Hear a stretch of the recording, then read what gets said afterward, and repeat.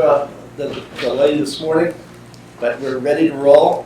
Before we call a roll, I want to welcome our new trustee, Carrie Phillips. Welcome, Carrie. Appointed by the county executive and approved by the legislature last week, so we're happy to have you here today. And feel free to ask anybody questions, whatever. We'll get through it. All right, we'll start by having the Secretary, Kate Menziel, call the roll. Thank you, Mr. Chairman. Todd Hobler. Here. Lynn Lenahan. Here. I am here. Carrie Phillips. Here. Jeff Stone. Here. Susan Swartz is absent. Denise Wilson. Here. And Albert Chu. Here. We have a quorum. Okay, thank you. I think I'll begin this morning by reading the mission statement. Carrie, at every meeting we start by reading the mission statement of the college, and we rotate who does that. So the mission of SUNY Erie Community College is to meet the needs of a diverse student body that contributes to regional economic vitality by providing high-quality, flexible, affordable, and accessible educational programs committed to student success. So that's why we're here, and hopefully we will be successful this year in our mission. Okay, we're going to begin by looking at the consent agenda. If anybody has any questions, we can remove those items or separate those items and discuss them. But unless I hear somebody asking for a separation, I'll move for approval. Move. Second. Second. Moved by Trustee Hobler, seconded by Trustee Stone. All those in favor say aye. Aye. Motion is approved. Okay. Okay, we will now, let's see, so town management was included in that, correct? Okay. So we'll now move on to committee reports, budget and audit. Jeff, I do have something. Did we approve the minutes of the last meeting, or does that come That's up? part of the consent agenda. Oh, it is. Okay, Right. fine. The only correction I had, I gave to Kelly, and that was that there was a mention of Dennis Murphy as a chairman of the committee Right. in the minutes. So I think Right. that would come out. right, that will come up. So other than And that, Todd Hobler's the new chair of that committee. Right. Okay. Thanks. On the budget and audit side, we have not met since our last Board of Trustees meeting on August 29th. We had a meeting just before that, and we have another one coming up. But there is one item that Penny brought forward to my attention. It's essentially a lease purchase agreement for computer server equipment in 2 of the campuses, in the data rooms. And just quickly, lease purchase financing is typically a technique that one uses when you don't want to buy something, but you want to spread the cost of it over the useful life of the equipment. So here we have 5-year useful life equipment and 5-year lease. My thoughts on, I see this quite a lot with my clients doing various types of equipment financing. I'm fine with it. In terms of just the board's awareness of what we do and the pros and cons of this, it's always a little cheaper to buy your house than to rent an apartment. So that's a thought that we have. But you spread out the cost, and it's really a cash flow benefit that you're getting as opposed to interest rate benefit. In fact, I think the interest rate on this is actually on the high side, but interest rates are historically low, and so no matter almost what rate you're financing at, you're still in fairly good shape. You do pay for the convenience and for the spread out that you're getting with a lease purchase, and at the end of it, you buy the equipment for basically $1 and it's yours. So that's fine. Just for everyone's knowledge, it's in the minutes, but the rate here is 4.75% from Dell. The contract itself appears regular in form. Again, I view that interest rate as on the high side based on what I see. But there is some benefit probably in leasing directly from the vendor who provides the equipment. There's some efficiencies there. I think we should recognize this for what it is, paying a little more to spread costs out over a 5-year period. And I would only say, going forward, Penny, the cheapest way to obtain equipment at any time is either to buy it outright. That's the absolute cheapest way. But that's a big cash flow hit. If you do want to finance it over time, there is, I think, another way that we could look at, and we should for the future, and that is to work with the county and see whether this equipment or equipment like it could be added to their wish list with them. And Penny, maybe you want to comment on that. So probably be a cheaper rate. Right. we actually spent 2 or 3 months working with the county, with the state, with our own procurement function, looking at the best option to do this in contracts that existed and or going out for RFP. And so the county attorney, the county procurement office helped us look at this and said, yeah, this is the best thing that we can do right now as far as a rate and things like that. So we did spend time trying to do that. The rate is a little high, but again, with our enrollment staff and us trying to figure out how to create efficiencies across every fiscal year, this made enough sense to offset the fact that that rate is a little I high. have the same reaction to it. One of the reasons the rate is a little high is because the issue is small. It's only $800,000. If you're putting it as part of a $30 million, $50 million county bond issue, you're going to get a lower rate. Right. So think about that. One of the requirements of law is that you weigh bonding, bond anticipation, no lease purchase, outright purchase, and you're supposed to weigh it, and you did go through that process. So I'm fine with it. I just wanted to make those comments basically for the education of the other trustees who may not work with this as much as possible, as I do. Thank you. Thank you. Would you like to move approval? Yes, I'll move approval of the lease purchase agreement as presented, with the understanding that it still needs to be approved by, I believe, the county legislature. No, because this is equipment. Oh, it is? Okay. You do not have to take it. So we're okay. I know this is, we are required by law. Okay, so I'll make that motion that we approve it as presented. Second by trustee Hubler. All those in favor say aye. Aye. Opposed? Item is approved. We'll see about receive and file item on the minutes of the March 5th meeting. I have a question about it. Yes. Are there minutes from the April through August meetings? I mean, the March financial health, there have certainly been meetings since then. There was a meeting in August. It was August. August 26th, 2 days. Yeah, I believe we saw those minutes at the last meeting of the full board. Okay. Yes, yeah, they were, Just came. they were on the Just a cash catch-up. board meeting, Got it. but we haven't had meetings since. Oh, right, I did see that. That's And it's old, but I'm not sure Sorry. if we approved Okay. those or not. Thank you. Okay, we'll move on to policy and governance. Chair Mazziel. Thank you, Mr. Chairman. So before you, we have policies to be considered board policies from, that are recommended by the policy committee. The first is mandatory reporting and prevention of child sexual and physical abuse on page 42. The policy committee looked at this and felt that while the SUNY policy requires that we put something in place to have mandatory reporting and for sexual abuse, requiring students, employees, and volunteers to report any suspected or actual abuse to a child occurring on SUNY property or while at an off-campus during an official SUNY Erie event, the committee felt we needed to expand that definition to include physical abuse as well. So that is what is before you, just this mandatory requirement that if you see something, you should say something, and if you suspect that there are children at risk, that you have a mandatory duty to report that. Any questions on the resolution? Do we hear a motion to approve? Approve. Motion made. Do we hear a second? Second. All those in favor say aye. Aye. Opposed? Item is approved. Thank you. Next is we have a policy before us on rescinding policies that are no longer germane. So we're defining policy here in this this resolution on page 46, talking about the policy is a statement of intent about how the rules that are officially sanctioned and generally have college-wide applicability. We are explaining the difference between procedures, which is how the policy is implemented. The policies are intended to be evergreen and broad in scope so that management has the ability to update procedures to implement those policies as needed.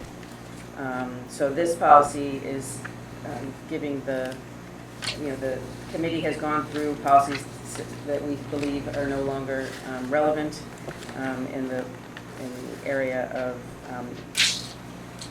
what is it? Dual employment? Dual employment, thank you. Because we have already addressed that, so this policy before you is just talking about the review process that we have and how we will bring policies that are no longer germane to the board for their rescinding, so that we have a manual that is available on site, online for the board and for the public to understand what our current policies are, and in the effort of, in the interest of transparency, making sure that everybody understands the rules by which we operate. Does anybody have questions? Any questions on that? If not, I'll entertain a motion to approve. So moved. Motion made and seconded. All those in favor say aye. Aye. Item is approved. Okay, then we're going to receive and file some items as well. I just want to And- point out that the academic forgiveness policy that's on page 47 and managerial policy, Right. we did pass this in June, but in practice, we've been advised that the requirement that a student wait a full year from the time of dismissal before being considered for readmission as a matriculated student was onerous. And so this update just gives flexibility to the appropriate academic review committee to have the ability to consider special circumstances to not wait a full year. Our goal is to graduate these students and not to have these rules that may or may not support that. Thanks, Kate. Okay, we'll move on to teacher planning and assessment. Tad, chair's first meeting. Yep. Yay. Yeah, it actually was really, I thought it was a really good meeting. We covered a lot of bases and talked through, I think, a number of important issues. And Vice Provost Escobar wanted to report on to the board on two things: the SUNY Excel report card and the Middle States Submission. So I'll turn that over to. Thank you. And we also had a meeting on September 9th, so apologies if that's not reflected in the minutes. So the minutes will probably be loaded into the next agenda. I think we have the August 14th minutes that are completed. There were two major items of discussion. The monitoring report due on Tuesday, October 1st, and our performance on our Excel targets, the Excel strategic targets. We covered both of those areas. On the monitoring report, we reviewed the three elements of the report, standards 5, 6, and 7. Talked a little bit about content, shared a report draft with the committee, did review that. Thanks. For new people here, can you explain, number 6, 7, Sure. rather than referring to numbers, what exactly those elements relate to? Certainly. So by way of background, we received a warning on standards 5 and 6 in 2017. The college responded to that And warning. what are they? And those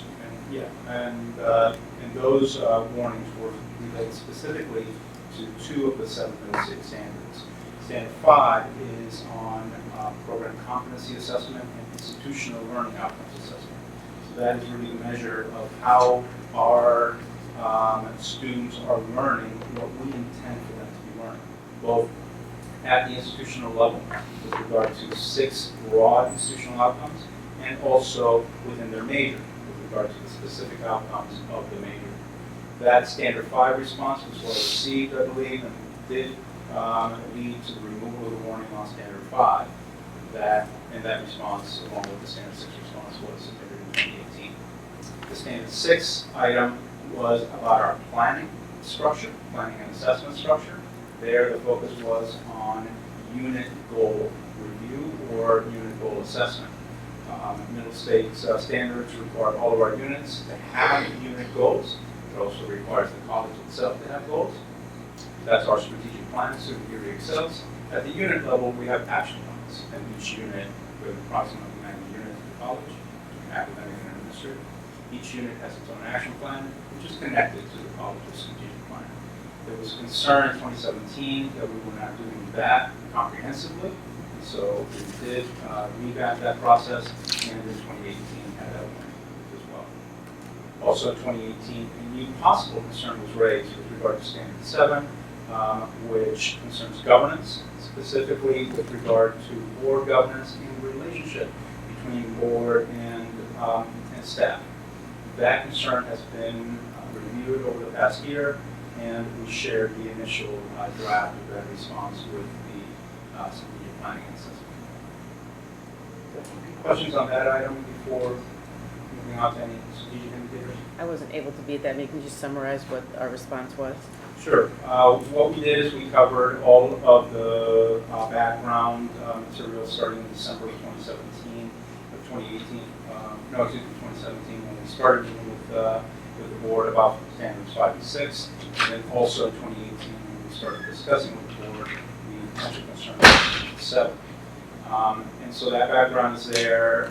The background on the literature, which relates to board policy governance and the focus toward policy governance that has been occurring for the past several years at this board, that has all been included in the draft as well. And from there, we concluded with the very specific items that the board, or the very specific steps that this board took to modify its bylaws, to restructure its committees, and eventually to really rebuild the agendas and the content that goes through those committees in order to better, I think, align content at a higher level of policy governance. Thank you. So that's the overview, and I think, you know, in the summary, the executive summary which we shared with the board, we dealt with, I think, something in the order of 10 to 12 very specific bullet points backed by evidence that we could report back to the commission. We think that's certainly satisfactory.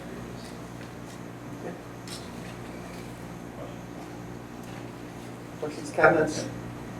And on performance indicators, we did share a draft of the report card. We are now going to publish that in the next day to 2 days. We're now at the point where our indicators have been vetted.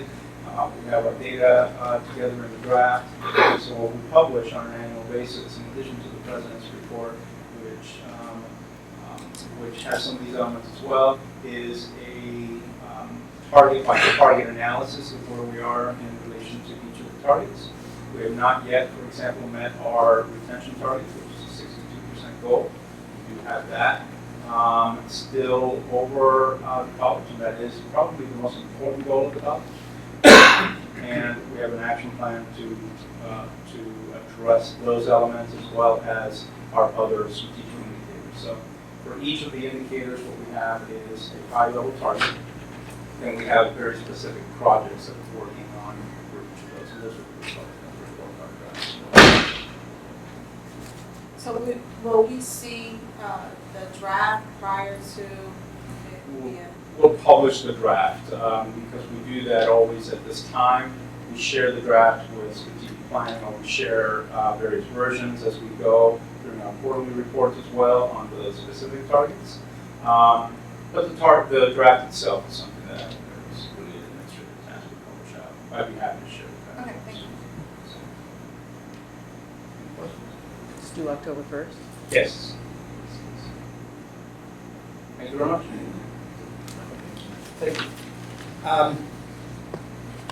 Okay, so that solves that. Curriculum, student success and diversity. So the August meeting, we did not have, and I was not there, sorry, we did have it. But I don't see the minutes for that in the packet. So I'm not sure where those are. And for the September meeting, I don't think we did not have a meeting. So I'm just wondering if maybe Steve or Penny can give us an update for curriculum student success, if you have anything to talk about. No, I don't have the minutes here in front of me, and it was not the last curriculum meeting, so I can only comment that at this point right now, we're continuing our work with improving our student support team concept here. We are continuing on with our meetings with an enrollment leadership team here consisting of our directors in financial aid, admissions, registrar, et cetera, and also bring to the table our academic teams to develop those academic support teams consisting of faculty support and also our academic counseling units. Continuing our efforts with the year rebalance now that we've gone through the fall enrollment push. Reconvening those meetings are next on the agenda for us. So I'm wondering specifically about advisement and the advisors that were to be identified for the students. Where can you speak to a little bit to where we are with that? So what we've been doing is looking at the group of students that we have here at this campus. Who is it that we need to case manage right now? We've identified that we want to deal with every single matriculated student here at this campus, the students that we have the opportunity to interface with every day. So what we've been doing is taking a assessment of our full-time teaching faculty that we have here, so that's ranging anybody from a full professor down to a lecturer. Anybody who has in their contract advisement is a core responsibility here, so we've taken an assessment of that. We've also assessed our collateral of academic advisors, and we've gotten ourselves to a point where we have a good understanding of what those caseloads are going to look like in terms of the number of people. And Which will be, excuse me? which will be, So it depends on, what we have to do is we have to figure it out by academic department. If we were to just split everybody evenly right now with no academic focus, but keeping in mind that we want the academic focus, we'd be looking at about 350 students per advisor. That's well within the standard of what we do. my face can't. I I saw that. I saw some surprise there, but this is within the NACADA guidelines of what would be a reasonable caseload for an academic advisor. So we're going to be looking to, though, add that element of academic specialization. We would want somebody working with a faculty member, or working with students in collaboration with faculty members who are experts in those areas. So we want to have that expertise on both sides, both on the academic side and also with the faculty, or with the academic council. Okay, thank you. Yep. And then as far as the kiosk and the text message outreach, where are we with those? So text messaging has been live. So we've been using it throughout the summer, especially as we were leading up into our late summer enrollment push for fall enrollment. So we were focusing pretty much with continuing students and also with prospective students and getting those students through advisement, through orientation, and all that good stuff. At this point now, the next step is to continue on with that, to formalize those plans, and then to establish a regular plan that we can use, that we can assess to communicate with our current students here on a variety of registration topics and also for financial aid. Key always being that we don't want to abuse it. So having that plan there and being pretty rigorous with our review of what we allow to be taxable versus not. Okay. And so as far as the kiosks? Kiosks are up, they are around campus right now, they are functioning. They've been live we went live probably the first week of The first week in July. in July, so they, Yeah. okay, I was gonna say August, but yeah, so first week in July they've been up. We can get a look at some of the data and have it ready for our next student success meeting. That'd be great. Yeah, no problem. I have a question. So oftentimes the struggling student will present for academic advisement when obviously there are other issues going on. Yeah. What is the crossover training to have the faculty kind of refer students for mental health counseling or other counseling services? Or Yeah, that question was actually just asked yesterday about. There you go again. It was in another meeting that exact question came up. What is that we're going to do there? So we're going to need to probably work with Senate and other governance organizations within the college here to provide those sorts of opportunities here. A big thing right now is making sure, I think it's really that the left hand knows what the right hand is doing right now. And we want to make sure that everybody is well versed in where to send a struggling student. And to feel empowered though too, to assess why that student is struggling. If it's an academic issue, okay, that's going to be a whole other set of solutions there. If it's something that's more of a mental health emergency, we want to make sure that they're going to the right place as well. What we want to do is make sure that we are not sending people to an office that can help them. Ergo, the rebounds. So we want that. I think is a really important step for us. So we have to address that. And make sure that people who are providing the supports are trained and have Right, themselves to understand that there are other And specialties. that question came up yesterday too, like I said, and that we want to make sure that we're always referring people to professionals, to experts in those areas right now. We can do a little bit of triage here, we can assess those situations, but if it is a true mental health emergency, we've got to get them to an expert off campus who can really help with them. And just one other thing, I know there was a student survey and a survey of staff and faculty, and again, I would like to see the results of those surveys and report those to the board whenever they're. Sure, absolutely. They'll help us determine terms of student success. Of course. Do you know when you're going to look at the results of those surveys and when they can be available, made Well, available to us? So, yeah, any survey data, we'll have to take a look at the launch dates right now. I don't have those in front of me, but we'll have to probably maybe report on a calendar to that at the next student success meeting. That'd be great. Okay. And then the last thing, and I guess we can talk about this at the student success meeting, is the Guided Pathways program. Just looking to know more about what SUNY Erie will be doing in preparation for that. Right, so right now, we are part of a SUNY-wide grant. We're in phase 2 of that grant.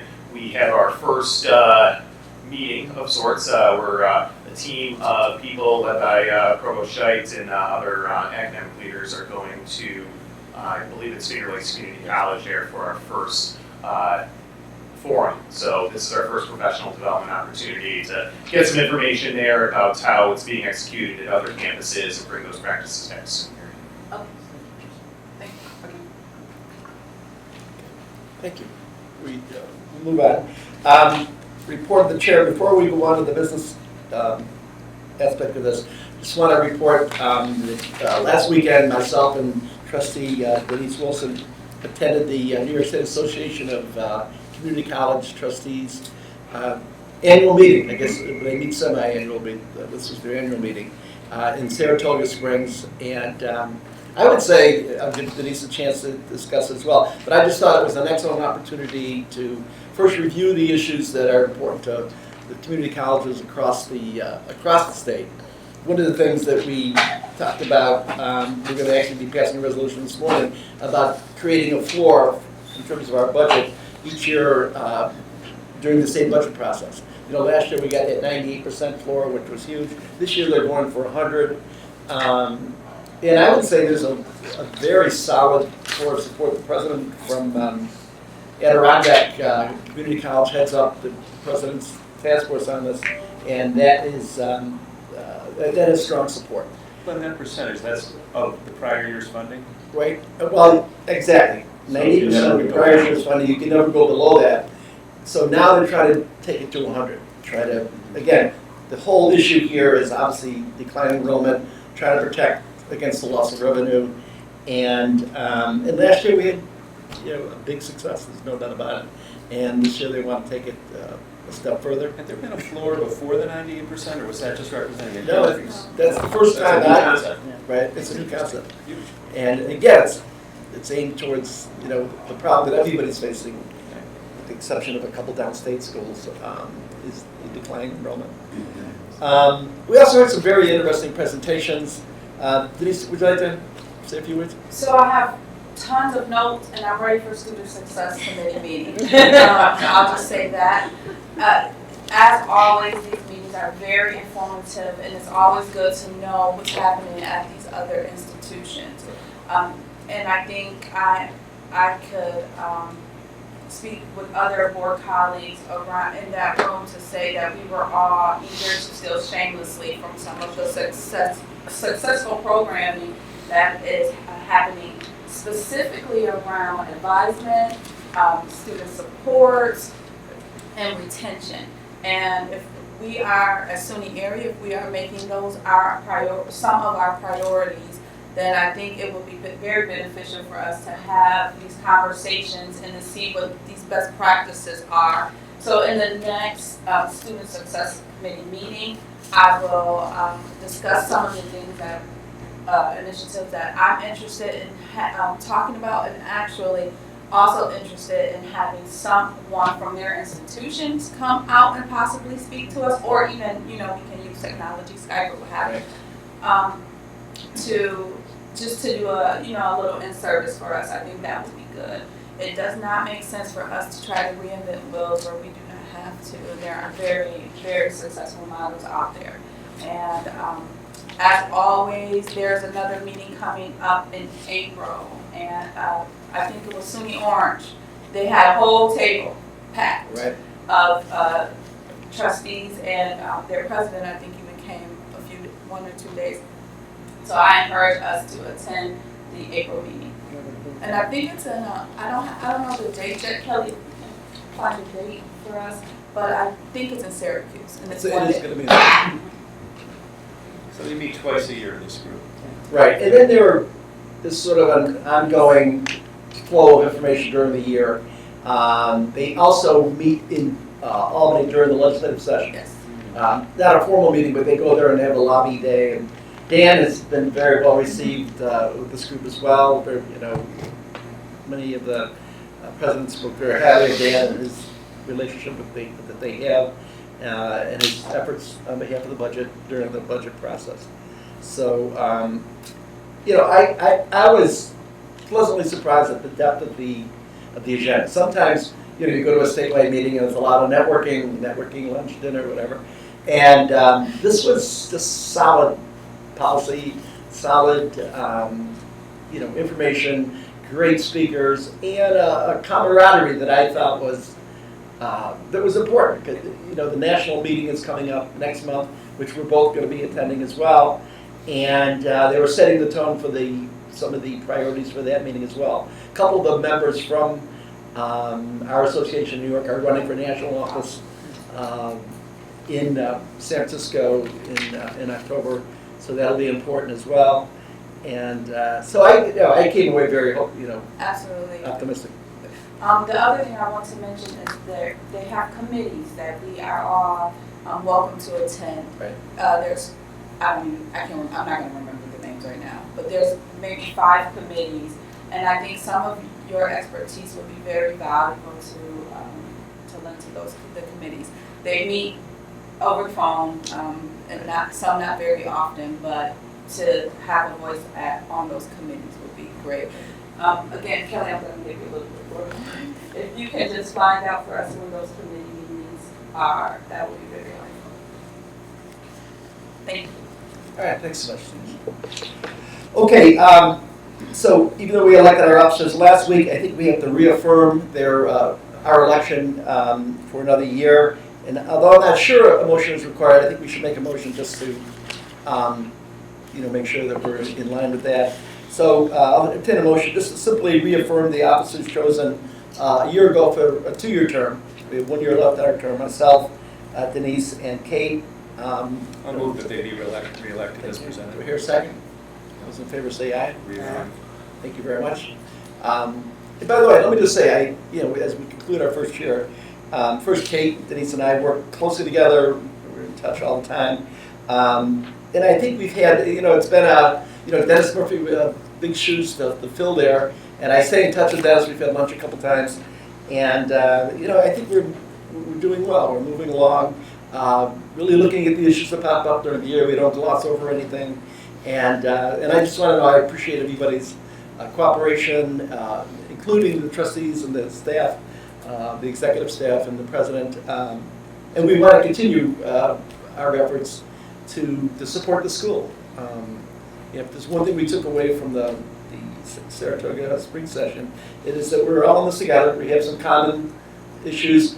But at the core of it is just what brings us together is just the opportunity to serve very unique students who need our support, but are really the reason we're here. I mean, the bottom line is we're here because we have a community college that gives students an opportunity, and our job is to make sure that mission is complete. So I just wanted to make those comments. We'll move along. Ad hoc committee on marketing is going to meet October 10th at 9 o'clock, right? 9 o'clock or 9:15. We'll now move on to technology. We didn't have a chair, but as of last night, I met our new trustee, Carrie Phillips. And the first thing I said was, how would you like to be chair of technology? She said, well, can you say hello first? And I said, but anyways, Carrie, I'm just wondering, since we have a little opportunity here, could you just tell us a little bit about yourself and your background? I know you're working in the public defender's office. So I'm an attorney. I have been an attorney for 10 years. I graduated from UB Law School. I worked in New York City in a large law firm for a few years before moving back to Buffalo with my husband and my son. I now have 2 sons. We live in the Elmwood Village, and I work in the public defender's office. I was interested in this position because obviously I try to encourage a lot of my clients who are struggling with employment to to get back into school or to get into a job training program, and it really turns people's lives around. So that's why I'm here, and I'm eager to help. Great. Well, thank you. Welcome Thank on you. behalf of the entire school. We're happy to have you. And thank you for taking on the technology committee. We'll let you know what's going on there. Okay. So, we got to focus on that. But thank you. Town Manager Susan is out of the country. I think we'll move on to the President's report. Correct. As has been reported in the press, last week we presented an update on our fiscal year 19 budget, as well as our fall 19 enrollment update to the Erie County Fiscal Stability Authority. And I provided the board with a copy of the report, but you may not have had a chance to review it. So I'd like to go over some of the highlights of that report. Regarding the fiscal year 19 budget, Penny Howard and her team are closing out the fiscal year and should be ready to present an unaudited report next month. The good news is that the preliminary numbers indicate that we are on target for revenue to match expenditures. So it's a third straight budget year in which we've been either on budget or have a positive variance. So I want to thank Penny and the rest of my cabinet for establishing fiscal efficiency and responsible spending as a standard for our administration and for the college. And obviously as a public institution, we believe this is a very important trait to have. And moving forward, we will provide financial updates at the board meetings as we close every quarter. So those reports will be issued in January, April, June, and October of each year to provide you with a look at the current fiscal situation for the college and any action plan as needed. With regards to our fall 19 enrollment update, this is through Tuesday night. Our head count is down 4.96% to budget, and FTE is down 6% to budget. And these numbers are representative of the close of only the first of 3 phases of our fall enrollment cycle, which is the full tuition paying head count. Now, advanced studies registration will continue through this week and is expected to add approximately another 215 additional heads to our final head count. And Pathways non-credit registration will continue to enroll through December, so this is where we will continue to see an increase in FTE. So we are cautiously optimistic that FTEs will be higher than budgeted based on credit hour enrollment to date. So right now it's looking to be up double-digit percentage points. This should result in higher than budgeted state funding and should offset the tuition and fee decline. So as we presented to the Fiscal Stability Authority last week, we are looking to have our expenditures match our revenue for fall 2019. However, we are proactively implementing some operational actions to respond to the early fall 19 enrollment numbers. So we are holding overload and vacant adjunct faculty position hires as tightly as possible to help us contain costs for this fiscal year. We're also examining and curtailing additional duty spending. For instance, advising in general studies students is contractually a faculty responsibility, yet we have been paying faculty to perform this work. So last year this totaled over $130,000, and this fall the requests for one semester totaled over $100,000.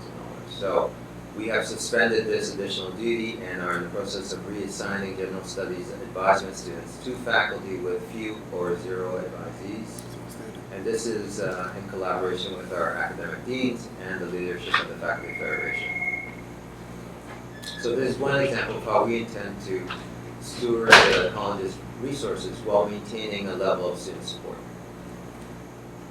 With regards to ongoing enrollment and retention activity, earlier this summer, Provost Doug Scheitman and I initiated what we're calling the Enrollment War Room. And thanks to Fabio Escobar for the term.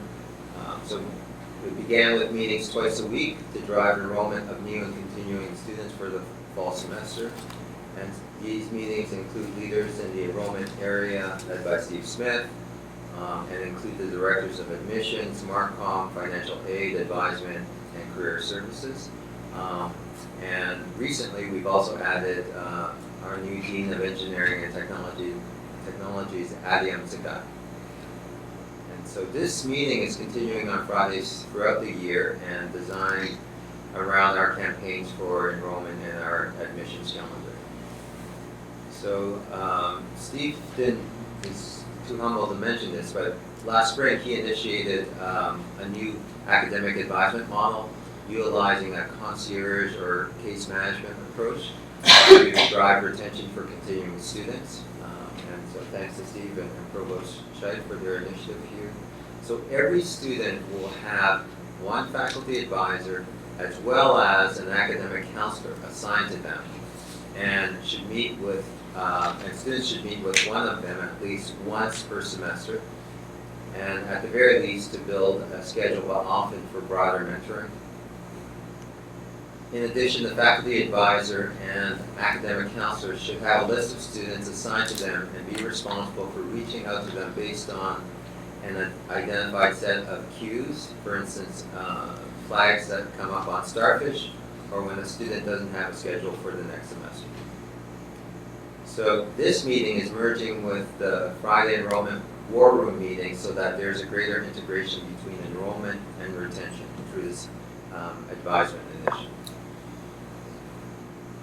From academics, we want to offer our congratulations to Associate Professor Nate Witkowski, whose CNC machining placed in the 2019 Master Camp Wallace Parts Competition.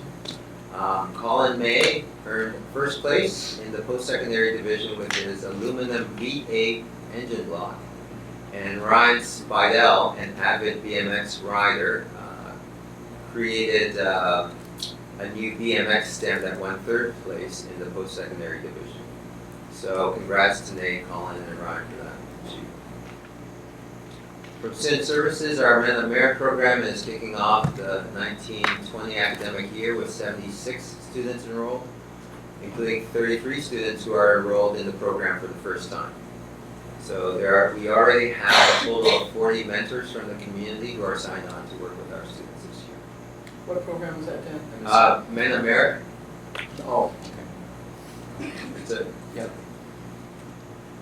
The SUNY Erie Say Yes program participated in a best practice session with Buff State and Villa Maria College earlier this month, and all three programs were recognized for their successful Say Yes and Summer Success Academies. As noted in a previous email to the board, the proposal to move Middle Early College High School to 101 Oak Street building is moving forward with the intent of taking occupancy in time for the 2020-21 academic year. And at this point, I want to turn it over to Penny Howard to get your agreement to proceed with negotiations and bring a resolution and leases for approval in the October board meeting. And before Penny jumps in, I just want to reiterate for the board what I said in my email, that because Iscalo, the party to be the lessor here, is a significant client of Hodgson Russ, my law firm, I'm going to abstain from discussion and voting on this matter.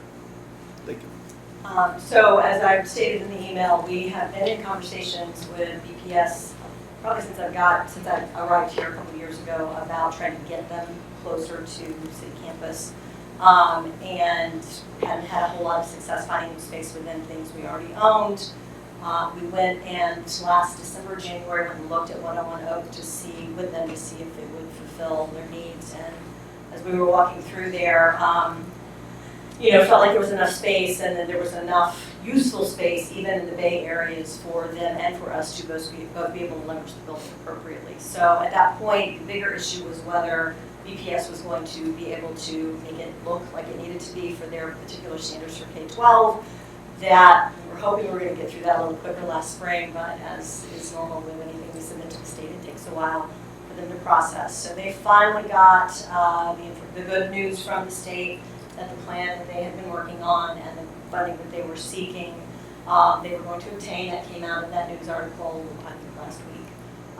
And so from that point forward, we've kind of been kicking it into high gear to try to get these things in place to get the final leases negotiated. We will be the primary lessee to Iskolo, and we will be the subleaser to BPS. And so we will have about 16,000 square feet in there. They will have the rest of the building being reconfigured to fit their high school needs. And we are right now looking for you all to just agree that you are on board with us continuing to negotiate those leases over the next 4 to 5 weeks in order for me to be able to bring back to you both the final lease and the sublease for your, and a resolution for your approval for us to enter into these leases and to co-locate Early Middle College at 101 Oak to be next to this campus. So I just want to make sure that we get this in the minutes, that it's recorded that you guys are good with us moving forward with that, and then all the approval pieces will be in the next board meeting. Just to make sure, Yes. I got this straight. The high school students will meet for their classes at 101 Oak. Yes. They will receive some type of transportation, I'm assuming, to get there. So they'll do someday at Bennett High School, right? Or where are they So going? they will, the entire early middle college program, 9th grade through 12th grade, will be located at 101 Oak. At 101 Oak. Yes. And what will be our responsibility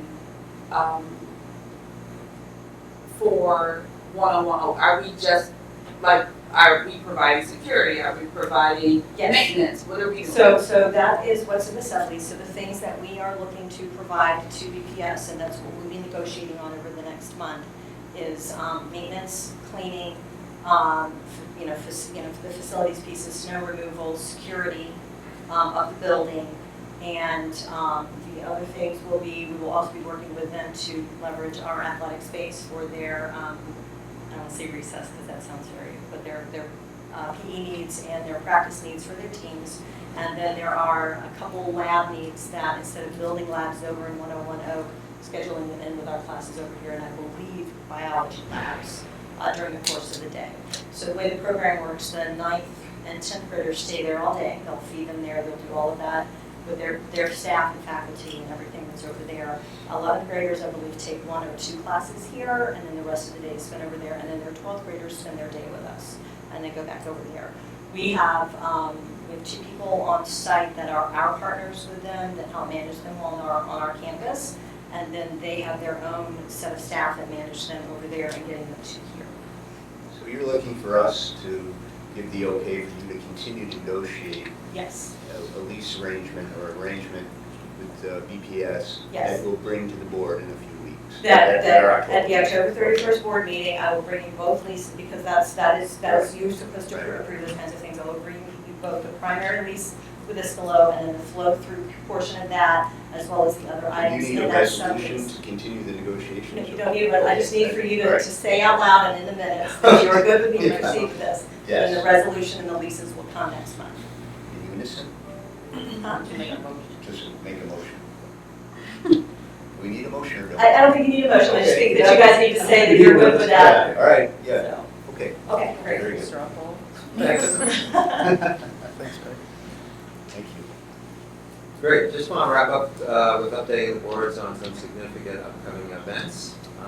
Our homecoming football game is scheduled for next Saturday, October the 5th at noon at South Campus. Our Cats football team will be playing the College of DuPage from that suburb of Chicago. And our Student Government Association is sponsoring multiple family-friendly activities prior to the game. And Mike Bukevich and the foundation will be using this opportunity, this annual fall ritual, to engage our alums. So we will be sending out scheduled events as they become finalized and invite you to join us if you are available. I got onto that. There'll be a special section for board members at that. So if they're empty, just saying. The game starts at 12 or 1? The game starts at 12, but festivities start as early as at 8:30. There we go. There's street planning starting at 7. That's right. Street planning at 7 a.m. Food at 8:30. I mean, it's gonna be nice. I'll shoot for noon. Student trustee 2 will be flipping the two-headed coin for us. call it.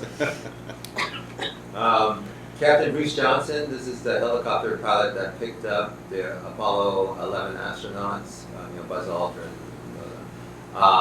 Will be speaking at the college at our North Campus on October the 25th.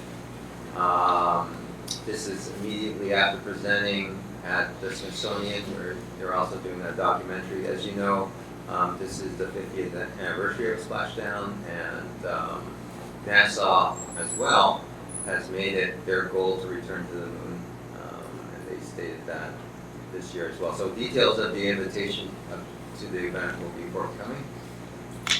We're having another naturalization ceremony at City Campus today at 2 p.m.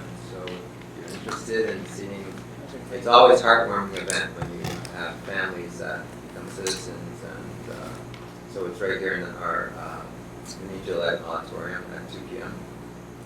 And then, as Steve Smith suggested, I, Doug Scheit, and our academic team will be going to Finger Lakes Community College for Guided Pathways Orientation as we start this initiative for the college. And I'd like to end by having Chris Jango from the foundation. This was in response to Trustee Maciello's request to have greater clarification about how scholarships are advertised, how they're awarded, and how some scholarships get left on the table. Chris? Thank you. Appreciate the opportunity to speak to you this morning and give you a quick overview and answer your questions about marketing and kind of how the program works. So I've been at the foundation and working, this is now my 8th year on our scholarship program. We've gone through a couple of different iterations. The software we use has been one that was kind of archaic to one that now integrates with the student data that's in our systems. We're no longer manually checking information. It's much easier for the students once they get to that process, and I'll talk to you about that in a moment. So we get the word out to our students when they first come to our open houses before they even attend. So we have a presence at all of our campus open houses. We set up a table, we talk to them about how to get to the website where we have our scholarships available. This is included then in the start orientation information that all the students attend when they're coming onboarding basically for the first experience. We also provide a flyer which really walks them through all of what's available. Often students will come and say, well, I need a scholarship, for my particular program, or I have this particular background. And the real message that we're trying to get out to our students is that it doesn't matter, how you see yourself. There are many different opportunities that you may fit your situation. And so our drive is just to let them know that scholarships exist and to bring them to our website. Thank you.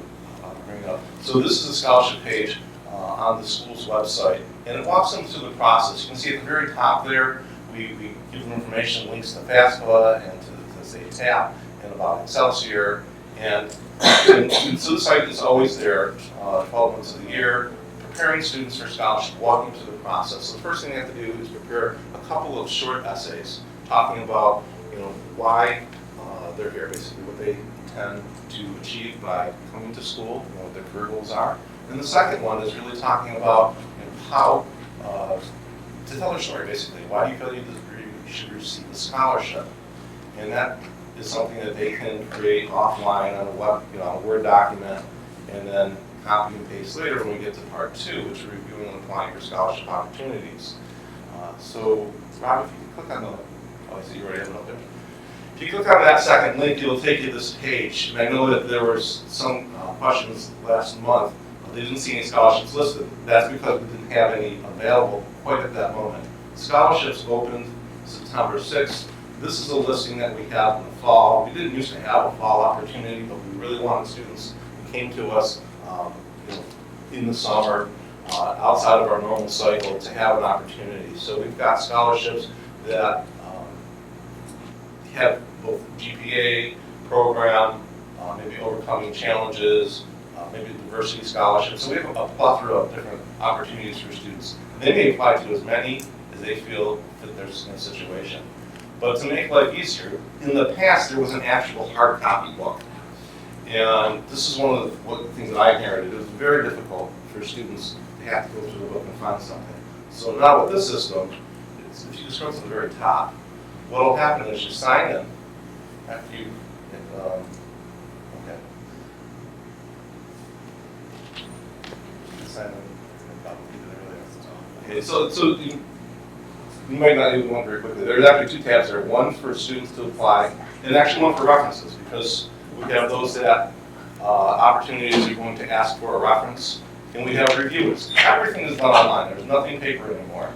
So this general application that is filled out by the students asks about 17 questions. It changes every cycle, and in which they're agreeing and acknowledging that they're going to apply for FAFSA, because for our donors' benefit, for our students' benefit, we want them to get as much aid as available to them.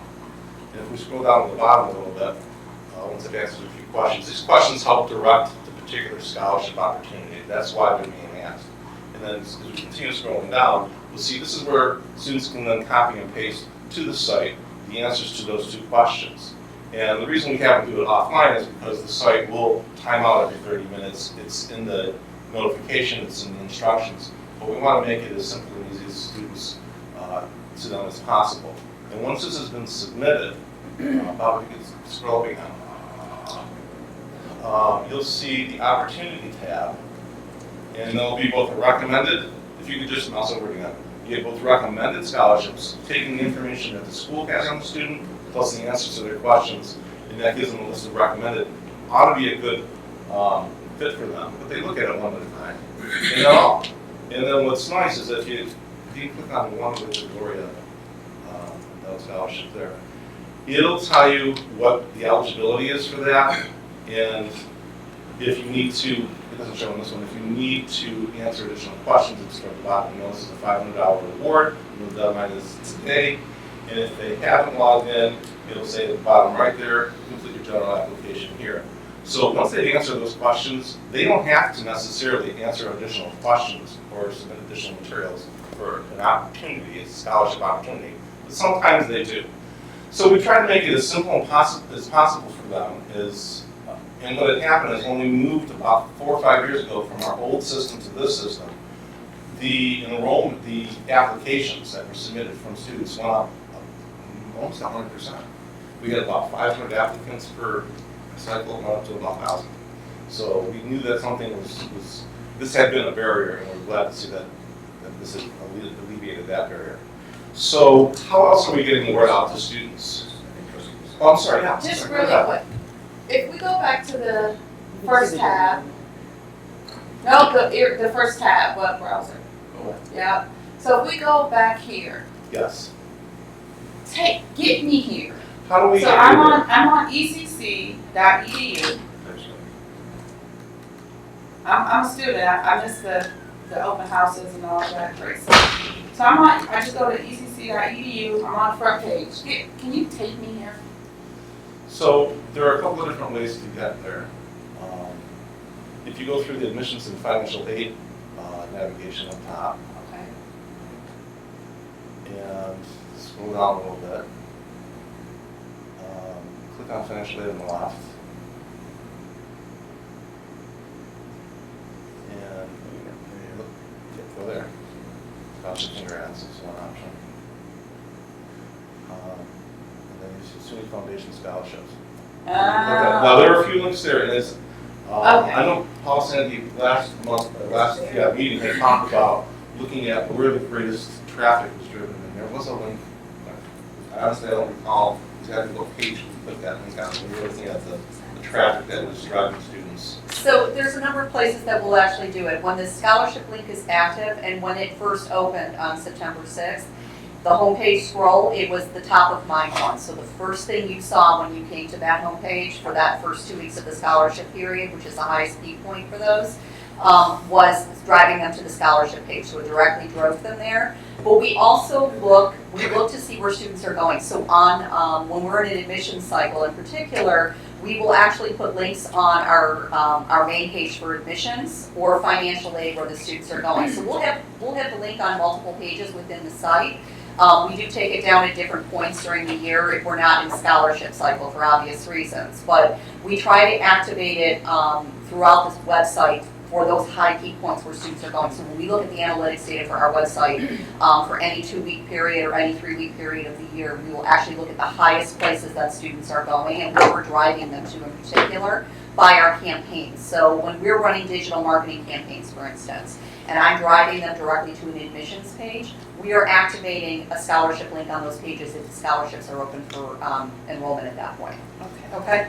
One of our greatest responses actually, we have the ability to reach out to all students. They all have their own college email, and matter of fact, all the different functions of the college lead on that and let students know from the very beginning to reference and check their college email frequently. So when this opened, within a couple of days, we sent an all-student email out there. Did the text go out as well? We sent out a text message to support the book scholarship for the ASC Book Award, but we can always launch text to support these sorts of things. Yeah, that's, I mean, still your thunder and No. everything. Yeah. But, I was gonna bring it up in my report, but, point blank, students don't check or use their students' email. Right. They don't. Well, I agree with you, some of them don't. What I have done, I do. But what I would encourage, and I would encourage all students, is from the moment they first register with us, at least when I talk to them, I was like, please put this on your phone. I mean, we all know they're texting, they're using different modes of communication, but they have their phone. It's very easy for them to just add the college email as something that's constantly being checked. Will that drive everybody there? I don't know. What I can tell you is that I'm always open to more ideas on how we can continue to market it better. We use social media, we use email, we've done other contact points. I'm very welcome to all suggestions. From told, there are a couple apps that students use. This has a Lucene Go. Apparently it's a pretty common app a lot of students have, and it's like a notification system for certain things. The text message system, I think, is very effective, but if your primary medium to communicate is through email, it's probably not going to be that effective. Just from the feedback I get from the students. Right. I would just want to say, I think we're all right in this regard here. We're going to be doing more with our onboarding programs, our orientation programs, to, speaking to Chris's point here, that we do want students to at least know how to access their email. Full consideration given to all those concerns. I have those same concerns that people don't want to look at their email. We do want, though, to make sure that they have access to their email on their mobile devices, so we're trying to make sure that we can incorporate that as part of our onboarding program, that people at least know how to get access to it. But all that being said, we should be looking for opportunities to combine our communications here to send out a more global scholarship email or text message. Really one quick thing, and again, coming out of the enrollment war room meeting from last week, we talked about when students log onto the system. So anytime they come onto one of our Wi-Fi systems here at the college, what we're looking to do is do a post-it note, basically, that pops up on their screen that they're going to have to X out of to go on to the next thing. But it's going to put those top of mind items on that we're promoting on the website, that we're promoting on social media, that we're trying to promote through email, that talks about things like the scholarship window is open. Check your email for more details, and it's hyperlinking them back to their email, or it's taking them to the website. So I'm working with IT on that right now to kind of figure out what our best avenue is for that. But that's going to be something that we're going to be using for very concerted scheduling of those items, those top of mind items that students need to know. So scholarships, financial aid window is open, and advanced registration is coming up. And we're going to be using a calendar system to schedule of those posts as well. So I'll be working very closely with Steve and the enrollment team on those. Yeah, that was a great idea that Paula brought there, and that's really going to be a very, very, that's going to really allow us to go deep with that. I think that's going to be really So I think to answer the question, we're looking at multiple channels. And speaking of information, I'm not sure if this is, I don't want to go too far off topic. I was told briefly yesterday about a program to pay for the books of students through the campus bookstore up to a certain amount. That was the follow-up. Oh, okay, yeah, so ASC does a book scholarship, I believe. I want to say that they do 40 of them a year, I think at $200. So that's the one that we promoted this year. That's the one that I know that ASC leadership was saying that they had some difficulty getting some interest in, and we took care of that Friday. Monday they came in, they had the applications they needed. Yes.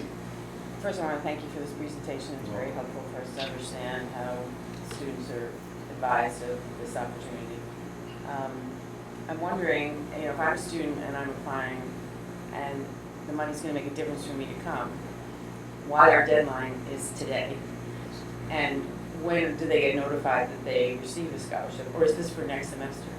So the fall opportunity, this cycle, is for the current academic year. So these scholarships will pay out both for fall and into the spring of 2020.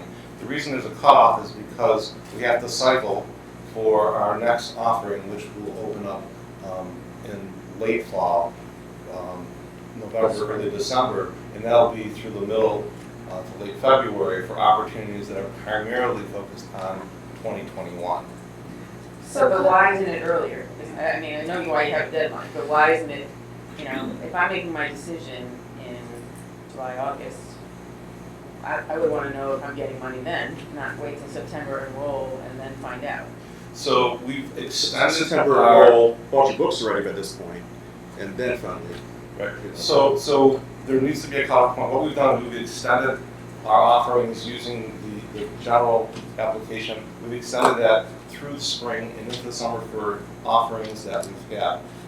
So students that come to us in April or May or June, there will be some offerings there for them. So we have to at some point close it so that then we can start it up again. At this moment, we've been, we would have opened it in August, but because we're just, some of it is driven by kind of capacity and where we're at right now. We haven't had a full staff in the foundation office, for most of this calendar year. So the timing was a little later than we would have liked this cycle, but usually it would open about mid-August. But the awards are right. The awards notices will not go out until the later half of October. Which is kind of late. Right, and maybe just to add, Kate, the majority of the scholarships are offered in the spring, and that's, in previous years, that was when they were only offered, just spring was one cycle. This was relatively new because we had people reach out to us and say, once you start school, you don't realize some of the expenses you've had. Some of them are driven by the donors themselves and who they're trying to impact. So if we talked about this a couple of years ago, there wouldn't have been a fall offering at all. Understand that the offerings start, as Chris said, in the spring and they go up to whatever the cut date is, in May or June. I think it was in July. Right, July, we extended it this year. So it's just a picture of a window in time right now that hopefully will impact kids that are, students that are here and hopefully get them to come back in the spring. I would just encourage you to talk to SGA about timing as you revamp this process, as you're staffing up and as you are trying to come up with a calendar. Right. You're driving. Just get that input from the students on Right. time. But all this is coming from a recent Tri Campus meeting where, we opened up to the student population, and, I heard a passionate story from a new freshman about the cost of books. It's a very expensive program, and she found out about this opportunity well after she bought the first semester of the books. I mean, each one of her books cost no less than $100. So every little counts, and if she knew that 3 months ago, maybe it would have alleviated some of her concerns. I think the question that Denny's asked about getting here is a good one. And you got there reasonably easily. I think that's about as easily as you can do it. But once you got to that page, one reaction I had is, wow, here's a very long list of scholarships that's very impressive to us. But to a student, I think it could be very daunting. Which of these scholarships could I possibly, I see they're all different amounts, different criteria, and move on. And so what I'm thinking about here is, instead of starting with the list, which is indeed impressive, but not that relevant to a student coming in, start with something simple. Do you or do you not want to have a scholarship? Click here, yes or no, yes. Next stage. All right, let's ask you 15 simple questions.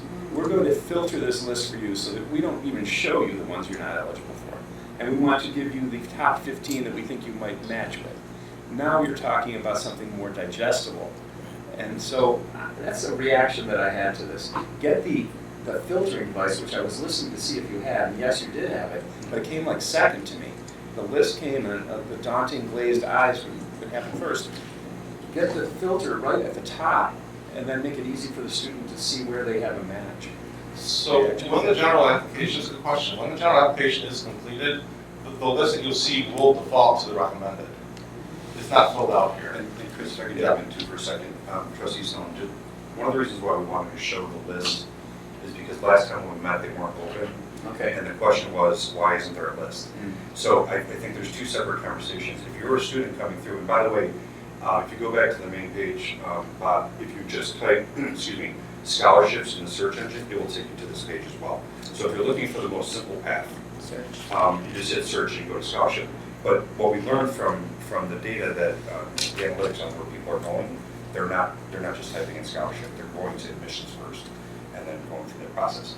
But just to underscore something you've said, is this software is top of line that's available in higher education right now. It's black box driven. But once you go in there and put in your FAFSA information, exactly what you're suggesting is what spits out. That list is just there to demonstrate that there's multiple opportunities for people. And if you will come back in the spring, we show you this, it's almost 5 times the size of that list. This is a very limited amount in the fall offering. The spring offering is the total amount, basically, right? Almost 300, I guess. And then there's a search feature also in the top of the listing there as well, by keywords. So it's a search by keyword. So if you put engineering in there. You put engineering in there. Anything that has a keyword engineering will pop up. Despite the 15 questions or so, are you the daughter or son of a firefighter? Right. Are you LGBTQ? Are you, yes, no, whatever. If you do that, you've got a manageable list. I'll go to the list. You might go back to the homepage, please. No, again, I haven't looked at the data, I know, but I'm not sure the difference between people going to the homepage and the people going from the homepage to the scholarship information. But is there a problem putting a hyperlink or something on the first page that says scholarships and keeping it up? I know you have it up part of the time, but taking it down. Okay, so part of the problem is that we are extremely limited in what we can do to that homepage. We don't have control over a lot of the menus. I know it's hard to believe, but that's part of the reason that we are getting rid of this format for the website. So once we are up and running with the new website in the early part of next year, yes, we have an opportunity to change those menus out and we'll have more control over them. But right now, that entire top portion, we have zero control over that. We actually have to go back to the company that owns the content management system to ask them to make changes. One, because it's Elution and they know we're removing them as our CRM. They are not too cooperative on some of the pieces. And the second portion is that the person who we usually dealt with on the website actually recently left the company or retired, I think. So we're struggling a little bit with getting a lot of things done. For context on your piece, the logo alone, we don't have control over that. It took us 6 months to get the logo replaced on there when we changed our And the logo. contract is expiring, so that's. Correct, and the contract is expiring, so they know we're not renewing. So some of this is very difficult to get changed, and I know that's hard to believe, but again, that's why we're. Could be ridiculous. Not necessarily. I think it's an old platform, which they did not upgrade recently or have decided not to upgrade. So a lot of the problems that we currently face with that website are things that are out, that they're just not upgrading the site because they're getting out of the web business. So this is just a very old platform. So it's a very valid point, and yes, we are addressing those sorts of things in the web redesign, which will actually, the company will be on the site in the next couple of weeks to actually do our stakeholder meetings. So it's one of the things we'll be talking about. I think what we know, and I just want to say this, 2 things. I echo Kate, this has been very informative for us and definitely for me. I think what you hear from us is that we want to improve student access. We want to remove any possible barriers, anything that we can do to support and encourage more financial aid, because Mike said there's money left on the table, and that, you probably saw my facial expression, start grabbing kids out of the hallway, because I'm sure somebody qualifies for something. That's what scared me. So it's more of access, and I think making, whatever needs to happen to make it a one click, one text, one one type of communication thing. And then also, I don't know exactly what your timeline is, but because you started the application process late, I would just suggest that maybe you extend it out, because I know dropping that into books, and people are just really getting settled in their routines and what have you, and so they probably miss this opportunity. So if they can have another chance, maybe another week to do applications, that may be very helpful. I don't know, trustee. Can I just, That's an accurate assessment, I agree. I want to make a suggestion here. Dan and I yesterday talked about next meeting, we're going to explore further the whole financial aid system. And we're going to have, under our learning opportunities session, we're going to, and probably Chris will have you back, but we're also going to bring in, other people from Bursar's office, financial aid, and get a handle, so this is a great first start, and I appreciate this. But we do have to move on because we've got other things, we've got an executive session as well. But we are going to continue this. This is valuable, and there's changes that need to be made. We need to be better at connecting with our students about what their opportunities are, and so we're going to continue this next month. And we'll be in touch in terms of something like to have you there. We're going to bring in other people as well, and get into this whole thing a little bit deeper. And unfortunately, I won't be here next month, so I just ask if you could incorporate the FAFSA outreach and helping people fill out that initial form, because that's what you need before you do anything, and that's really difficult. So if there's a piece of that you can incorporate into next month's presentation, that'd be great. Actually, the chairman had written the point. Okay, great. Chris has been part of the board room. They call him in when they need him. What the perfect state will be when you get your admissions letter, you get your FAFSA information, and you get scholarship information. Right at that point, it's all in one package. And that's our perfect desired state. In fact, just add one thing. I know there was a comment about money left on the table. What we have found is some legacy endowed scholarships that are very, very finite, and those are the only ones that can really, money's left on the table, where we have a very, very, very small pool of candidates, and when we're able to, where we do reach out to them directly, if there is a pool there to work with. So we have some legacy endowed scholarships where maybe a donor is not accessible any longer, and we're still working to fill the needs of the wishes of the donor. Understood. Mike didn't tell us no. All right. Thank you, Chris. Thank you. Thank you.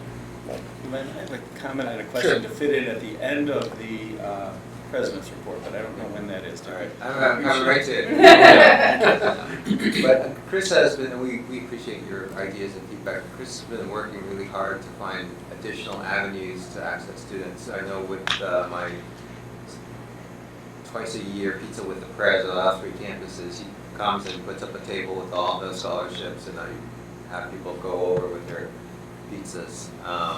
But any ideas you have is certainly welcome. The last thing I want to say is our provost, and actually next meeting, Steve and our provost will present the whole financial aid versus, so that you see how it works.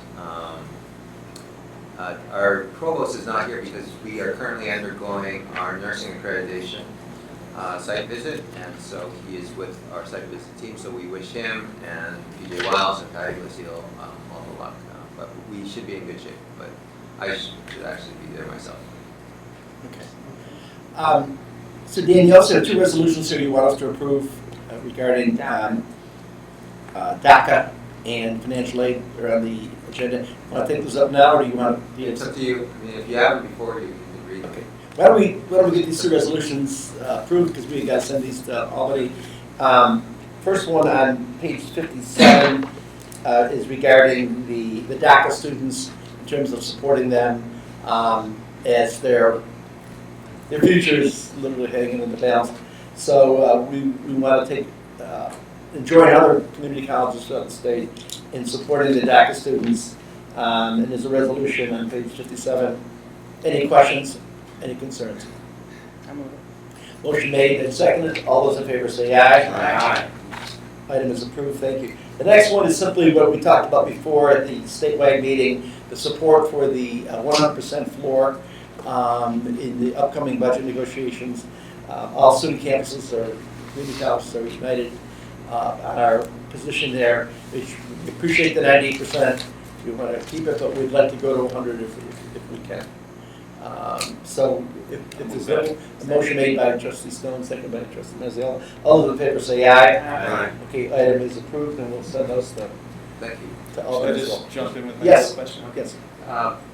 President Okoye, thank you for your, a little bit of an uptick, I think, in terms of things that are coming to the trustees. Appreciate it. I've seen things from Kelly coming and reacting to those well, whether we're responding or not. Glad to have that. Thank you. Good. For Carrie's benefit, and I guess I'm speaking now as the second newest trustee, when during the president's report or any other discussions, you hear subjects of enrollment and retention, that's really a good time to listen hard. That's at the heart of, and I would say that plus the services and that we lend to the students that result in better attendance or retention are the heart of what we're doing. So, Dan, I just want to make sure that I understood, and maybe for Carrie's benefit or all of ours, you got, as I was listening, you've got a downtick in enrollment to the tune of about between 4.5% and 6% on the fall piece. That's not a surprise because we saw that coming for a while, and we know the demographics. Two things are driving that. We have less high school students, and we have an economy that's actually pretty good, and people are not coming back to get re-credentialed and changing their world. So that's driving a lot of it. It's a macro thing. It's not necessarily us. But between the 6 and the 4.5, and then you switched over in your report to a fairly positive outcome that with 2 more elements coming, by December we'll be in the positive. And what I'm trying to figure out here is, do we have 2 different buckets? In other words, do we have the enrollment that you talked about first, where we're down 6 or 4.5? And that bucket, is that the bucket that's being filled by the 2 next steps, or is there a second bucket that's kind of different? And I'm trying to understand that and make sure Carrie does. Right, so our revenue comes from 3 primary sources, right? There's headcount, which we now have for the fall semester, because people, after our drop date, we know exactly how many butts are in seats. And then the second one is FTE based, and that's what, this resolution about the 100%. So full-time equivalence is the formula by which the state funds us, right? We also get county funding, and then there's tuition revenue. And so the 2 phases or buckets left over are primarily FTE. One is from advanced studies. Advanced studies is when high school students are completing their diploma and getting simultaneously college credit.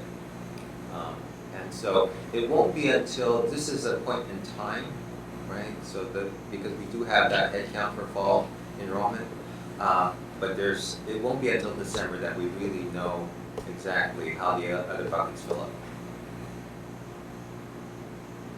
And do you think that the things that are still to come, it sounded like they are going to make up the part that we're short now? Right now, budget. Right now it's looking that way, but we've got 2 more months. We just started, for instance, this month, our digital marketing certificate, which has been our Facebook certificate, and we expect actually more revenue from workforce development and continuing education than we budgeted. So there have been things that our FTE count right now is plus 13% positive variance on that. So that offsets the lower head count right now. That at this point in time. It can get a little complicated, but I found that Dan and the entire team have been pretty responsive to answering questions in the manner I just did. So if you have a question about what is that, go ahead and ask it. That's what we're doing here. Okay. Move on. Yep, I'm done. Thanks, Dan. Next report is our student trustee, Albert 2. Good morning, everyone. Thank everyone again for being here today. I'd like to get through a little more than normal, so I'll just get right to it. First thing, collectively the SGA has an issue with not being formally notified of ASC's price increases. Request that made aware of the meeting in which notification takes place, or if there isn't a current formal process that SGA be notified by email or the publication. Reason being, if we set our budget over the summer for the following year based on last year's prices, those prices again have and will be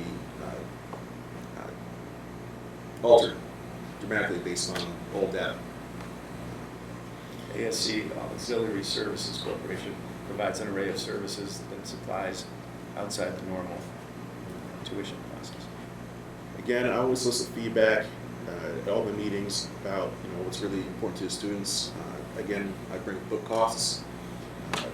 For example, for myself, my macroeconomics book in the bookstore is well over near $130. I get it on Amazon for $40. So a lot of students are going elsewhere for the books. I know we're encouraged to use the bookstore, but if they're paying that much of a markup at the bookstore, they're just not going to do it. Right. It also comes to certain things that don't change. If you're in an evolving field where new information comes out all the time, like maybe technology, the students understand that, okay, new books have come out every year because it upgrades. But if you're a natural sciences student, like I've said before, the eye hasn't changed in a million years. The clavicle is still clavicle. Why are we paying for the newest book when the book three versions ago it says the same information, just changes the chapters up or maybe changes the language.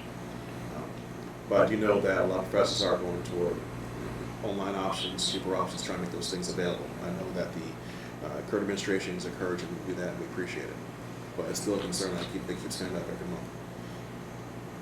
Another next item is food insecurity. In an effort to combat food insecurity among our student population, SGA has put together food gift bags called cat snacks. These have proved to be very popular. For example, over the last couple of weeks, City Campus has distributed over 100 cat snacks since week 2 of this semester starting. However, when it comes to the food pantry, primarily at City Campus, there's also an issue with hours of operation, limited some food, and intrusive questions. Now, I know part of this has to do with New York State regulations, right? Such as asking the size of your household before being given food. If you're one person, there are limits to how much food you can get at one time, apparently. But numbers don't tell the whole story. We know that nutritional requirements change with ages of kids in the household. For example, many of us have children. I can tell you from personal experience that the youngest children, ages 4 and 2, eat nothing compared to my 13-year-old who plays football. Nothing. And to make it even more personal, when I was 16, my brother was 14. A couple gallons of milk per week, 3 loaves of bread here, snacks there, not to mention actual meals. We ate my parents out of house at home. So much so our parents outsourced grocery shopping to us. As soon as I got my license at 16, here's a blank check, go shop. Because I'm tired of going to the grocery store 3 times a week for you guys. All right. So there has to be some workaround around these requirements.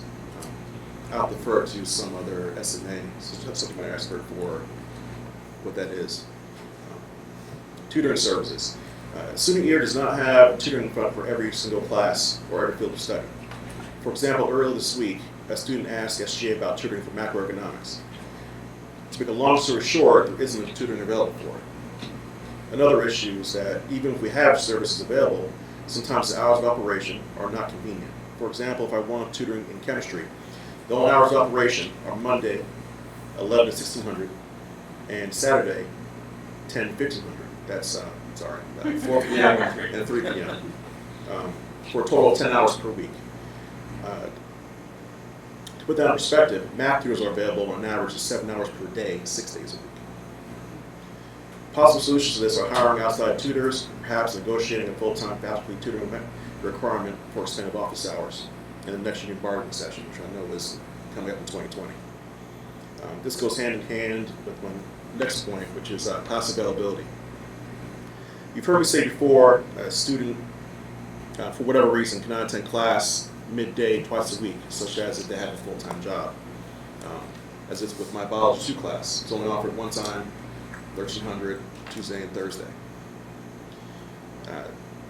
If I'm that student, I'm either not able to accomplish my career goals, or it's more likely to happen, I'm looking elsewhere for those education opportunities.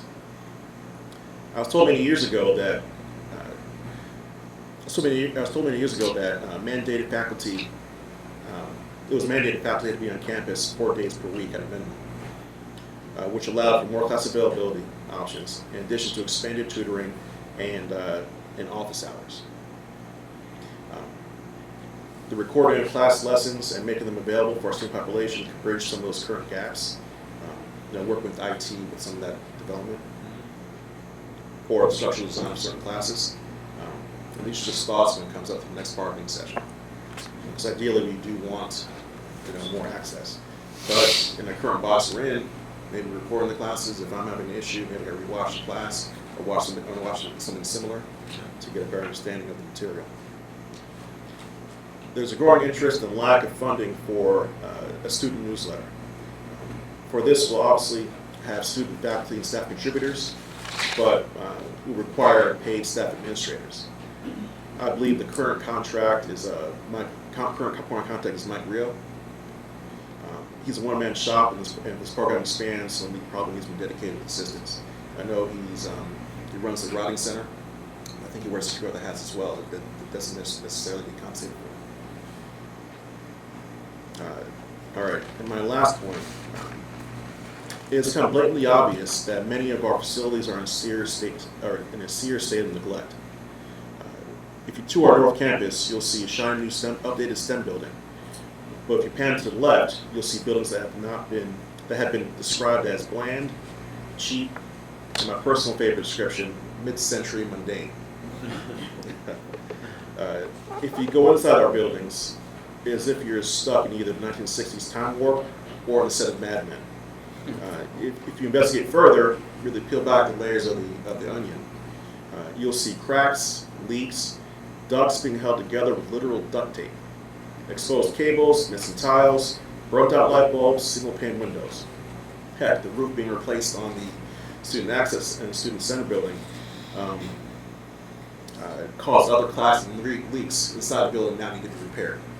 We repaired one problem, and that problem caused more problems, now we need to spend money on the repair. You'll feel the heat from non-functioning or non-system air conditioning in the warmer months to extremely cold in the winter months due to single pane windows that aren't sealed or broken heat pump that its life expectancy is past 30 years ago. I recently took photos of this, and unfortunately I was able to get the photos incorporated to the slide deck, so I took the liberty of emailing to all board members.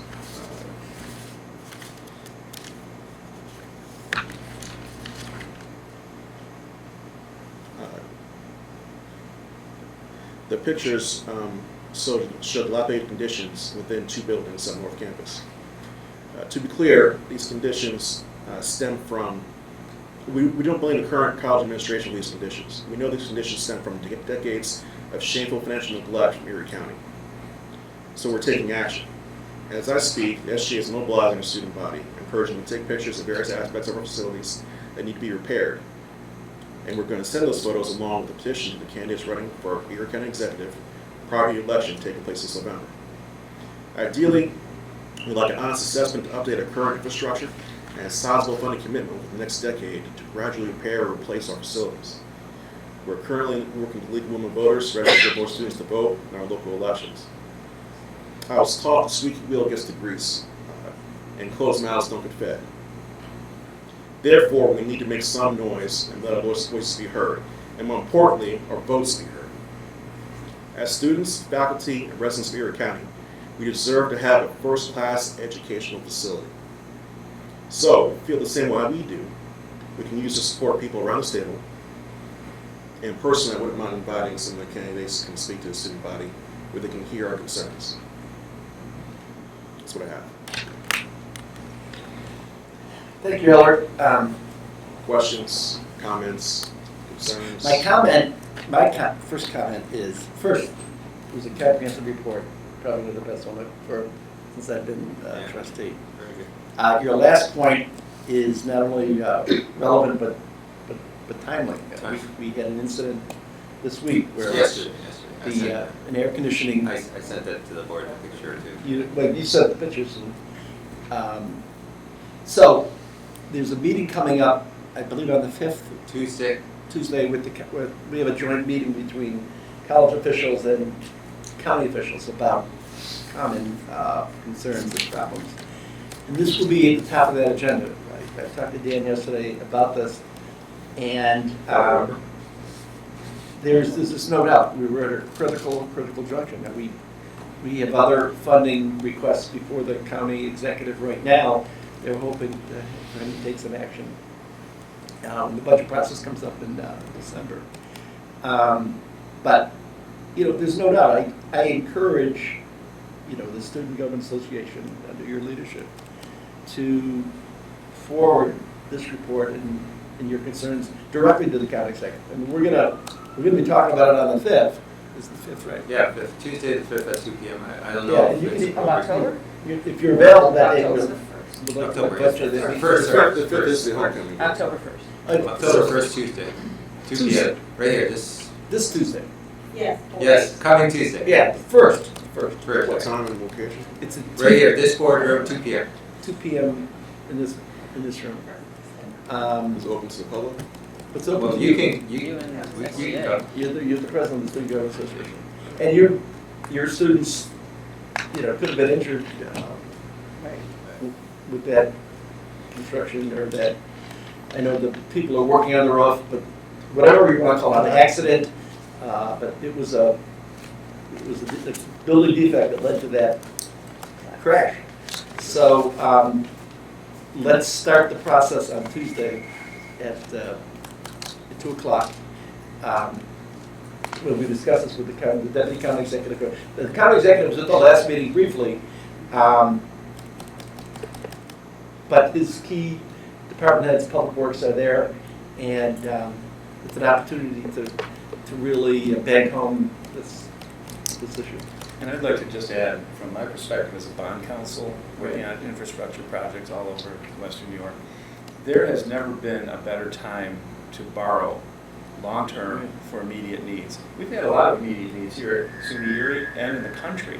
And we've had a window of opportunity since the 08 recession where interest rates have been at a historic low. They've been low for quite some time, but they're ridiculously low in the last 6, 8, 10 years, and they remain very low. Right. So when you meet with the county executive, there's all kinds of asks that we make, and there's lots of competition for funding. But the way to deal with the problems Albert quite excellently addressed is take advantage of this low interest rate environment we're in. You're spreading the cost over time, but you're not doing it at a time when interest rates are 8, 9, 10%. Right. This is the time to do it. Right. And that sets, I think, this ask apart from some of the others, or gives it some more juice. It's also Let me doing ask, what's right. You know, after years of neglect, this is what happens. I just make a point, I think we have a consultant's report that's coming out. JMC. Right? Right. And I think we should be coordinated. You know, we should see what the report says, what the recommendations are, and, I mean, not get too far ahead of ourselves. But Ted, I agree with that, except we just had an emergency this week. Well, I understand that. And we've got to make sure that we bang home this message, and it's going to take a while. I mean, we're going to need JMC. We're going to need a whole lot more than that. And I don't think it's all going to be resolved in the budget process this December, but it's critical. Gary, when it comes to infrastructure, basically what we're talking about here is Erie County is owner of the buildings, borrowing money or funding it in some other way to repair the buildings. It's not so much coming out of our Erie County college budget. And their DPW for the county gets involved on an ongoing basis. But it's really a county bonding thing that we're talking about. That's why the mentions of the county executive candidates. Mr. President, I do have a question. Yep. I'm unfamiliar with some programs we have here at SUNY Erie when it comes to like repairing certain systems like HVAC or some of, do we have programs like that here at SUNY Erie? We have HVAC, yeah. Right? And correct me if I'm wrong, but even though we have students and we have practical applications on our campus, Yeah. we are not allowed to practice on our own Right, campus. there's liability issues because they're not licensed professionals, and they're still learning the trade. Right. We can't have students going to the roof and fixing. And why else? Are there also other unique concerns? Is there other what? Contractual unique concerns with the county? There are more liability issues, that this isn't a licensed professional doing work that, where people's lives could be at stake. Lives be at stake for repairing a heating system. Sorry? Lives being at stake for repairing a heating system. Well, if it's heating, so what fell through the roof at North Campus was actually, air conditioning system. So if it's improperly, I think students in training still can make mistakes. I mean, ideally, auto tech would be repairing real cars, and we would get some, non-tuition revenue from that. We could create businesses around all our student activities. I think we're subject to insurance and liability issues regarding, student work. Thank you. Okay, we will be taking this up, and I appreciate your the thoroughness of your report and the gravity of it. I mean, these are important issues. And I'll tell everyone here that, I brought broken windows here before, you're not going to respect doesn't look good. And when people come here, what do they see? They see shiny new STEM building, which is great. Most of my classes out of STEM. But everything else is lacking. And I'm under the impression the root of that is years of neglect. Well, I think the county will, benefit from your voice on Tuesday, so you can talk to them directly, if you can make it. Okay, thank you. Well, we do have to move on. College Senate, Colleen Quinn is here.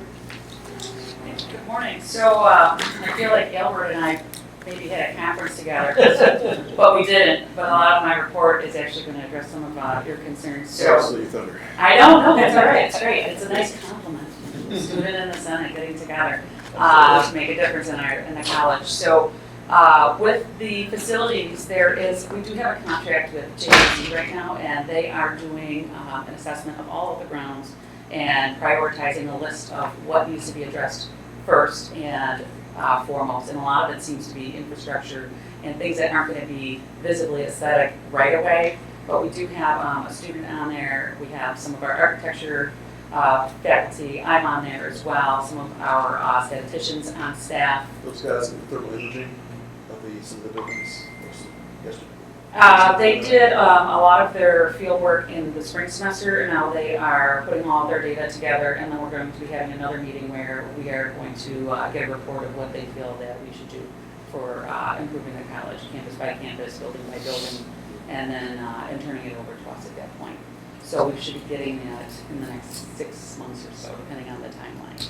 But they had lots of meetings with different constituent groups, myself, we had the county there as well. And some of the people that were actually on the C4 committee that was Tuesday, so DPW from Erie County was also there. So we had tried to have as many stakeholders there as possible to make sure that the message was sent.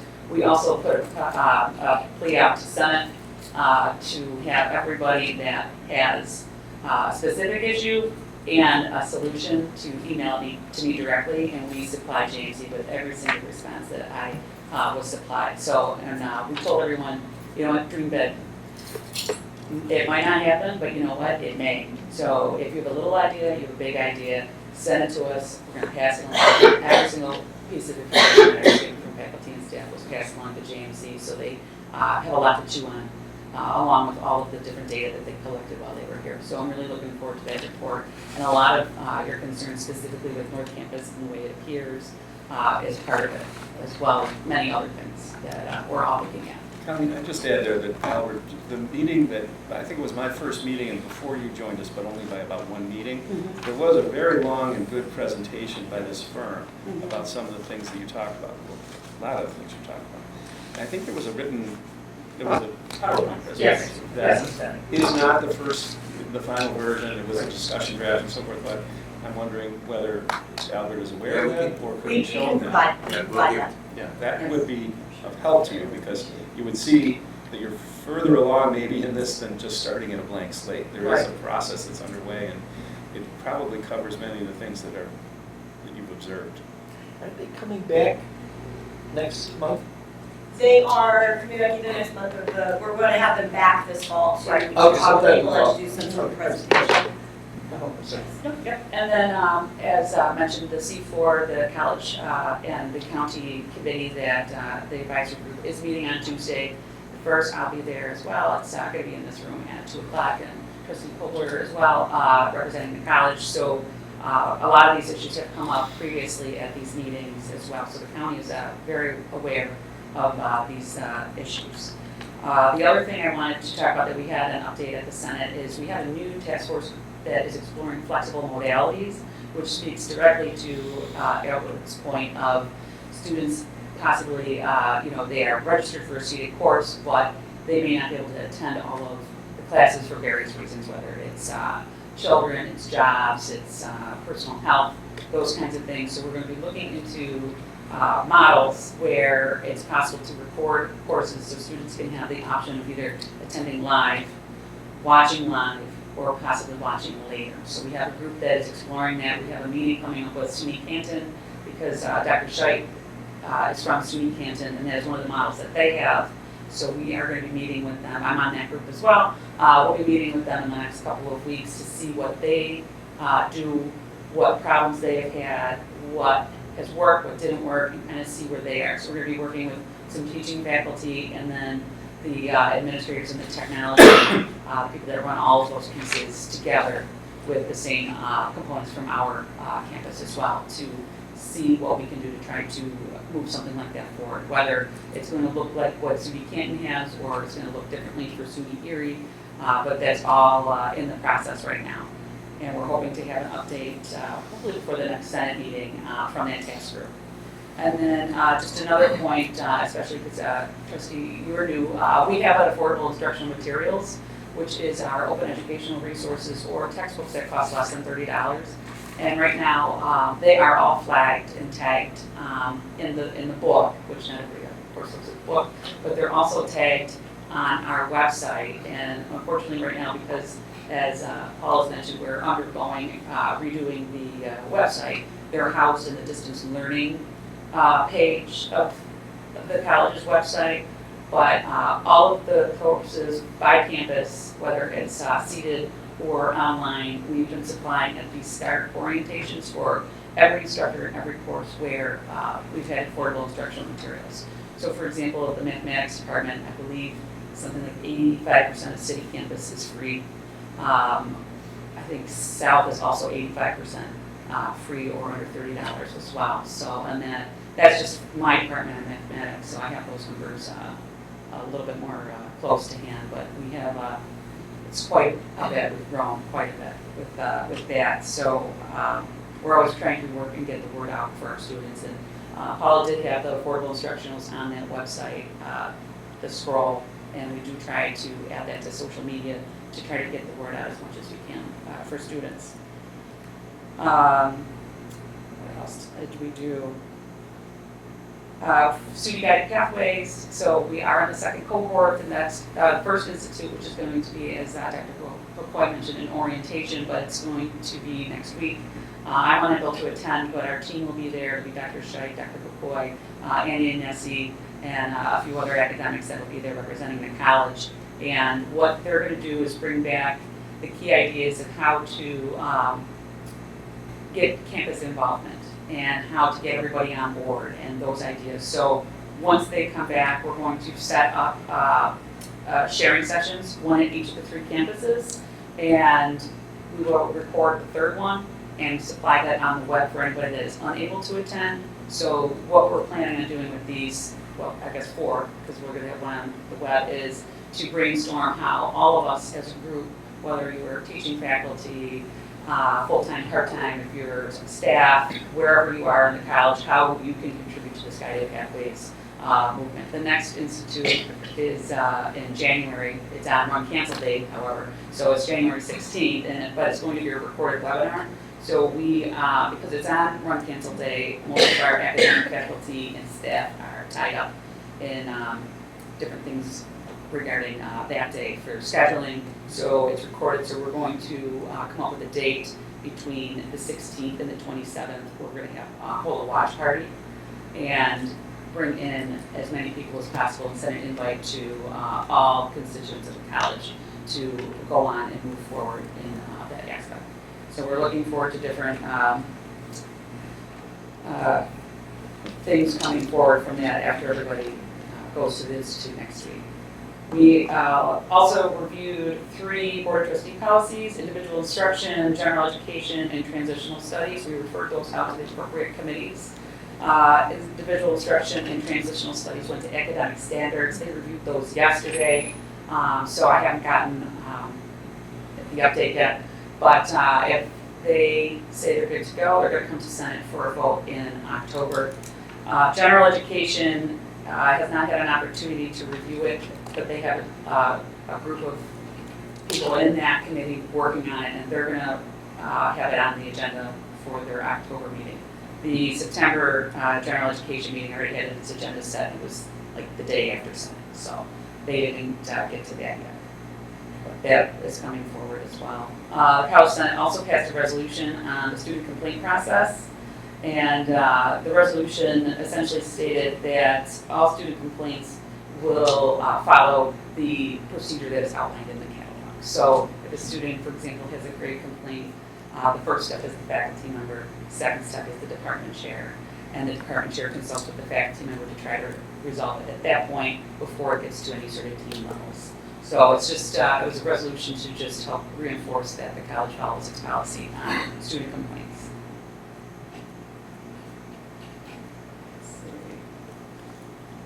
And let's see, I think, oh, and then the last thing is there's Chancellor's Awards that are coming up, and we're currently taking applications for our exceptional adjunct faculty. And it's also another committee of the Senate with the Chancellor's Awards. So that's where we're headed with that. Our next Senate meeting is going to be Tuesday, October 8th, from 2 to 4:30, and that'll be at North Campus. Kelly had asked that we include her on all of our dates, and so we had to change some dates due to the academic calendar change. So we just approved those dates Tuesday. So we'll be sending out Outlook invites for the entire academic year. Kelly will make sure that you're on, so that everyone's aware of the new dates and times and locations. Well, thank you, Kelly. You're welcome to report. When do you get time to teach? You know, I teach with 18 credit hours, so there's tons of Colleen, thank lots you. of stuff. You're welcome. That was a great report. Dan? No, it's Colleen, not Kelly, but. Oh yeah, no, he's good, Kelly. I also answered to Kelly. Okay. On the other side. No, you're fine, okay.